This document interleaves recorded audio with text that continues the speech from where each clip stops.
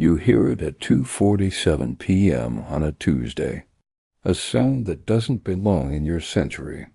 Long, mechanical, rising like something clawing its way out of history. The nuclear siren. We think survival is about bravery, about running fast or fighting hard. But that's the lie Hollywood sold us. Nuclear survival isn't decided by courage. It's decided by accounting. By the ledger of seconds, the balance sheet of radiation decay, and the brutal economics of shelter mass. You don't survive a nuclear event because you're strong. You survive because you understand the math of fallout and the currency of time. The siren isn't a call to action. It's a foreclosure notice on the world you knew. And in that moment, you have exactly one asset left. Minutes. Spend them wrong, and you're bankrupt. Spend them right, and you might see tomorrow. This isn't about heroism.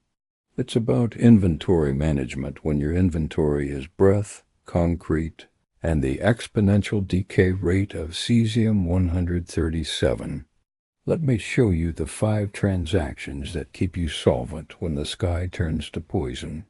Most people think nuclear war is about the blast, the mushroom cloud, the shock wave, the instant vaporization. That's the spectacle, the theater of destruction. But the real killer has no drama. It's invisible, patient, and it operates on a simple principle. Exposure equals insolvency. Radiation doesn't care about your story or your family or your plans. It's pure mathematics. Every second outside shelter after detonation adds to your ledger of absorbed dose. Reach 400 rems and your body declares bankruptcy. Your cells can't pay the debt. They default. They die. The first thing you need to understand is what that siren actually means. It's not just noise.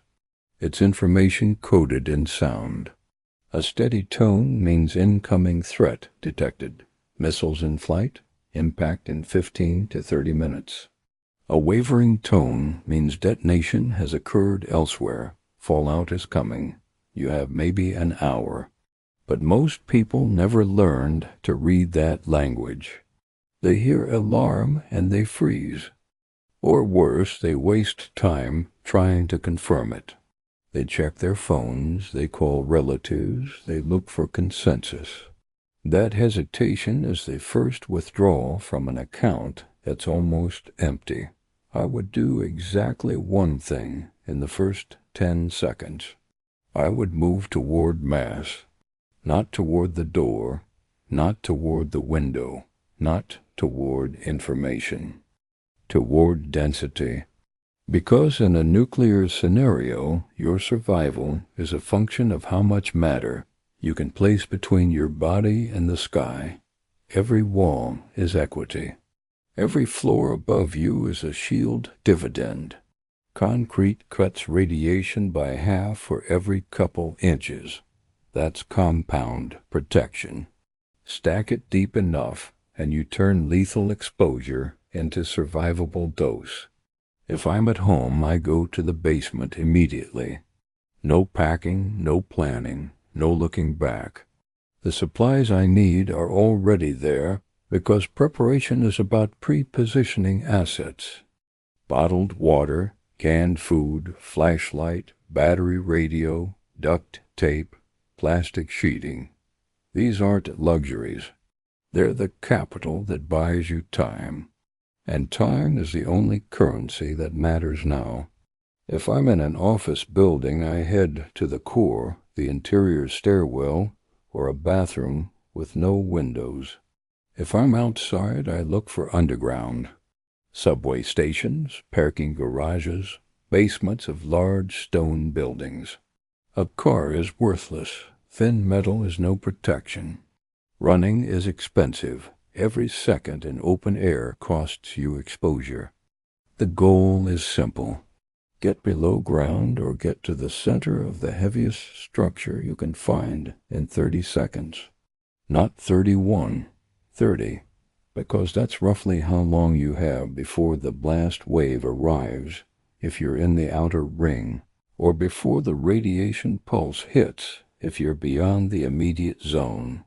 This is triage economics. You're choosing which assets to abandon. Your car, your possessions, maybe even people who are too far away. It sounds brutal because it is.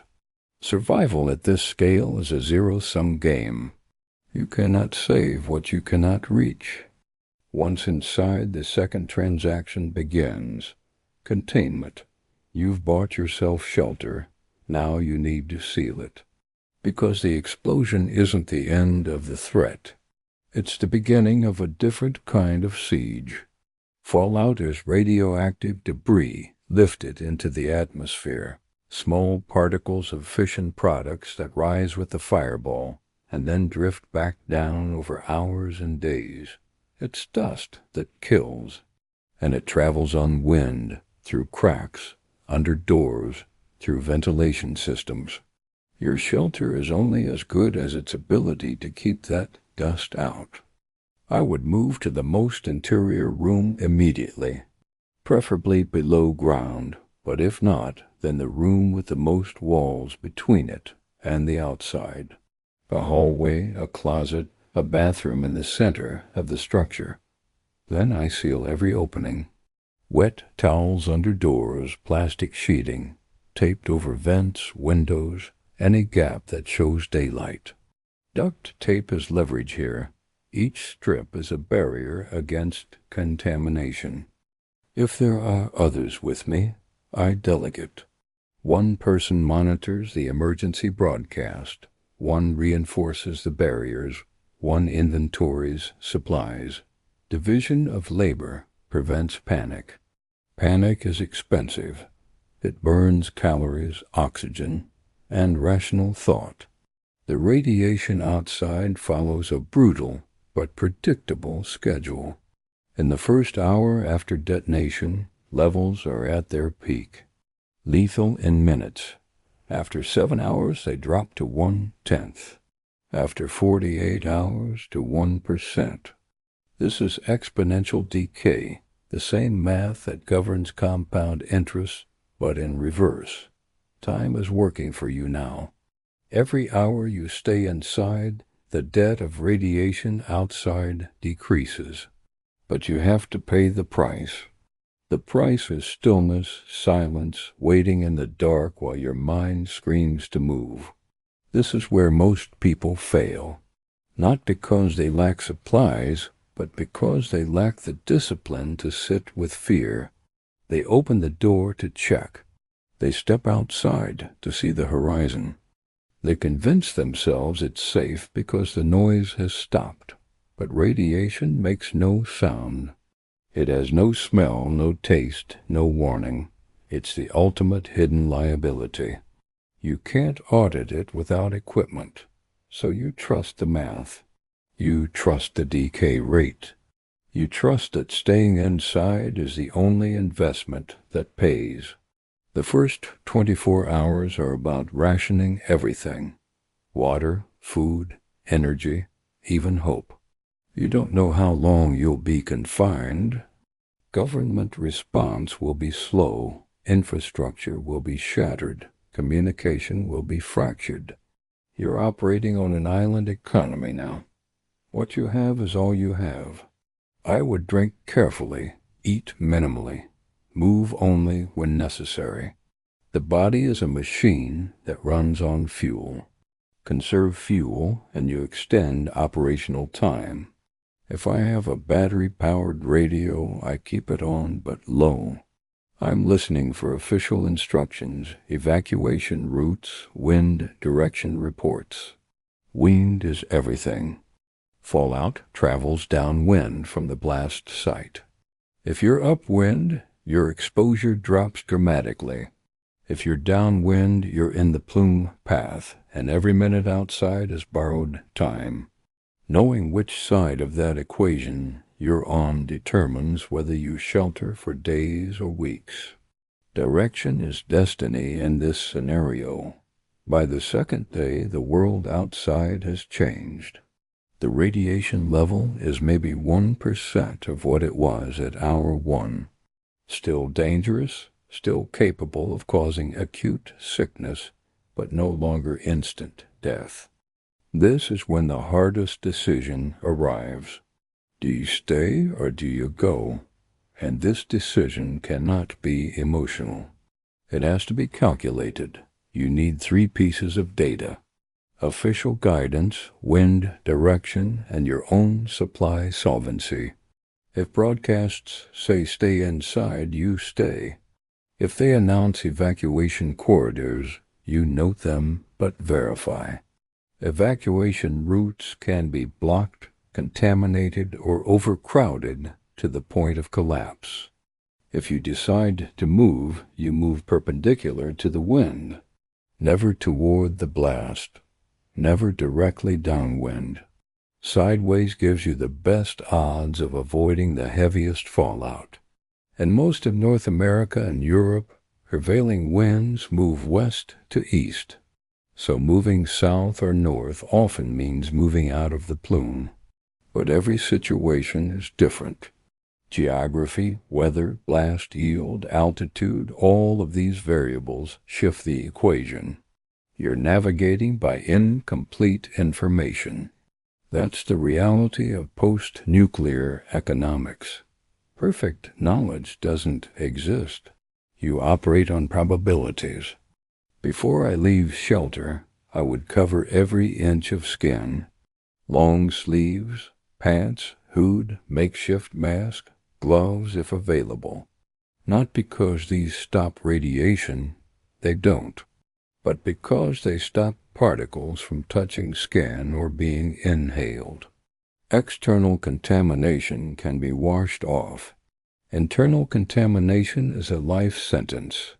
Once radioactive dust enters your lungs or digestive system, it continues to irradiate you from the inside. It's a loan you can't pay back, so you prevent the transaction entirely. You keep it outside. When I step out, I move quickly but carefully. I avoid touching surfaces, avoid kicking up dust, avoid puddles. Water collects fallout like a magnet. I don't stop to look at damage or search for people. Every second outside is a cost. I'm heading to a confirmed safe zone or to a better shelter. Not wandering, not exploring. Wandering is bankruptcy. If I reach the destination, I brush off all clothing before entering. I remove outer layers and leave them outside if possible. I wash hands, face, hair if water allows. This is decontamination. It's the only way to sever the exposure chain. Inside the new shelter, the process repeats. Seal, ration, wait. But now the timeline is longer. Days stretch into weeks. The acute danger has passed, but the environment remains hostile. Food supplies dwindle. Water becomes the limiting factor. Most people die not from radiation, but from dehydration, hunger, or disease in the weeks after. The collapse of infrastructure means no electricity, no running water, no medical care. You're living in a post-collapse economy where the medium of exchange is basic survival goods. And you can't print more. The psychological toll is immense. Silence replaces the hum of civilization. No cars, no planes, no distant voices. Just wind and the occasional creak of a damaged structure. The mind craves normalcy. It invents reasons to leave, to check, to move. You have to fight that. You have to remember that the danger is still there, just diminished. Radiation is patient. It waits. It accumulates. A little exposure today, a little tomorrow. By the end of the month, you've exceeded safe limits and the damage is done. If rescue comes, it will come slowly.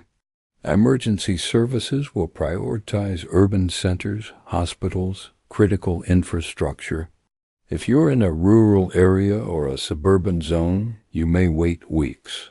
The government response will be overwhelmed. Supplies will be scarce. Triage will be harsh. Those with acute radiation sickness will be separated from those with survivable exposure. It's medical economics, limited resources, unlimited need. The calculus is cold. Save who you can, document the rest. This is the reality that no one talks about. Nuclear survival isn't about living well. It's about living long enough for the environment to become survivable again. It's about outlasting the decay curve. The first 72 hours are critical. If you make it past it, your odds improve dramatically. After 2 weeks, radiation in most areas outside the immediate blast zone drops to levels where brief exposure is manageable. After a month, some areas become habitable again with precautions. But some zones remain poisoned for years, decades, lifetimes. The economic metaphor is perfect because it's literal. A nuclear event is a total default of the social contract. The systems we rely on, power, water, food distribution, law enforcement, all go insolvent simultaneously. You're left with a barter economy where the goods are time, shelter, and uncontaminated resources. And most people enter that economy with no savings, no preparation, no understanding of the terms. They default immediately. Sovereignty is solvency. That phrase applies to nations and to individuals. If you can't sustain yourself, you lose autonomy. You become dependent on whoever has supplies, and they dictate terms. In the aftermath, those with food and water have power. Those without have nothing. It's feudalism rebuilt in hours. The prepared become lords. The unprepared become serfs or corpses. That's not cruelty. That's the logic of scarcity. When supply collapses and demand is existential, the price of everything skyrockets. The long-term aftermath is generational. Areas affected by fallout remain contaminated. Agriculture fails. Water sources are poisoned. Infrastructure takes years to rebuild. The economy contracts violently. Unemployment, displacement, disease all spike. It's not just the immediate deaths, it's the cascade of secondary and tertiary effects. A nuclear event doesn't just kill people, it kills the future. Birth rates drop, cancer rates soar. Genetic damage persists. The ledger of suffering extends decades beyond the blast. Think about Chernobyl. A single reactor failure, not even a weapon. The exclusion zone remains uninhabitable nearly 40 years later. Thyroid cancers in children peaked in the mid-90s, a decade after the accident. The economic cost to the Soviet Union was estimated at hundreds of billions. It contributed to the collapse of the state. One accident bled the treasury dry. Now imagine not one reactor, but dozens of warheads. Each one a Chernobyl. Each one a wound that never heals. The lesson here is uncomfortable. Nuclear survival is possible, but only if you act without hesitation, without sentiment, and with absolute clarity about the physics involved. It's not a heroic narrative. There's no climax where bravery saves the day. It's a grinding, terrifying exercise in self-discipline and resource management. You survive by being boring, by following protocol, by trusting math over instinct. Instinct tells you to run. Math tells you to hide. Math wins. Let that sink in. The difference between life and death is understanding exponential decay and the inverse square law. Radiation intensity decreases with the square of the distance from the source. Double your distance, quarter your exposure, add mass between you and the source, cut exposure in half per thickness increment. It's geometry and physics, nothing more. No miracles, no exceptions. You either respect the math or the math erases you. If I heard that siren right now, I wouldn't pray. I wouldn't panic. I wouldn't reach for my phone. I would move toward the nearest dense structure, get below ground, seal the space, and wait. I would ration my supplies, monitor broadcasts, and calculate wind direction. I would resist every emotional impulse to leave early. And I would survive not because I'm special, but because I understand the terms of the transaction. Time for exposure, mass for dose reduction, stillness for survival. This isn't a comfortable truth. We want to believe survival is about willpower, about love for family, about the human spirit, and maybe those things matter in the long term. But in the first 72 hours, they're irrelevant. What matters is whether you know that radiation halves every 7 hours, whether you know that wet towels block particles, whether you know that going outside to find someone is statistically suicide. The currency is knowledge. Spend it wisely or die ignorant. The siren is a sound, but it's also a bill coming due. Decades of nuclear policy, deterrence theory, geopolitical brinksmanship, all of it is accounting. Stockpiles measured in megatons. Budgets in the billions. Treaties signed and broken. The ledger of nuclear weapons is the largest single debt humanity has written against itself. And if that siren sounds, it means the debt is being called. The payment is measured in lives and cities and generations, and there's no bankruptcy protection, no forgiveness. You pay in full. So what do you do if you hear it? You get inside. You seal the space. You wait. You monitor. You move only when the math says it's survivable. 5 actions, 5 transactions, 5 ways to stay solvent when the world declares default. It's not glamorous, it's not cinematic, but it works. And working is all that matters when the alternative is becoming a statistic in the ledger of the dead. History teaches us that survival isn't random. It's methodical. Those who lived through Hiroshima and Nagasaki weren't lucky.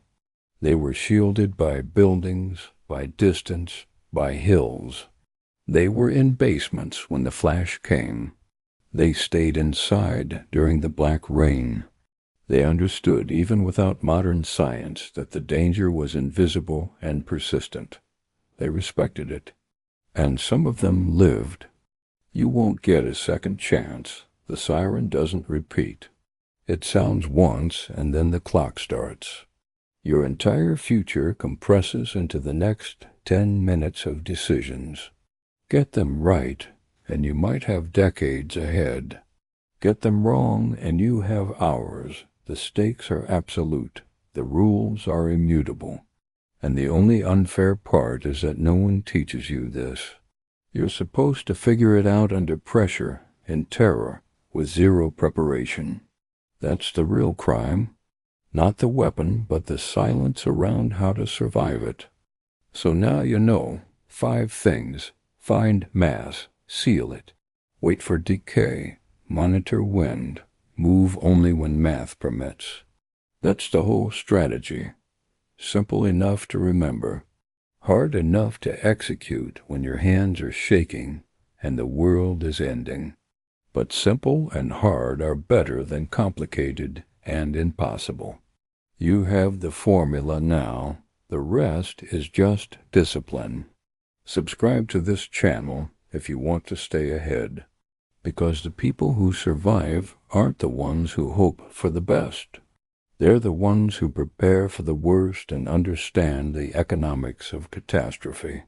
History is written by survivors, and survivors are just accountants who knew when to spend their minutes and when to save them. The ledger doesn't lie. Learn to read it. Your life depends on it.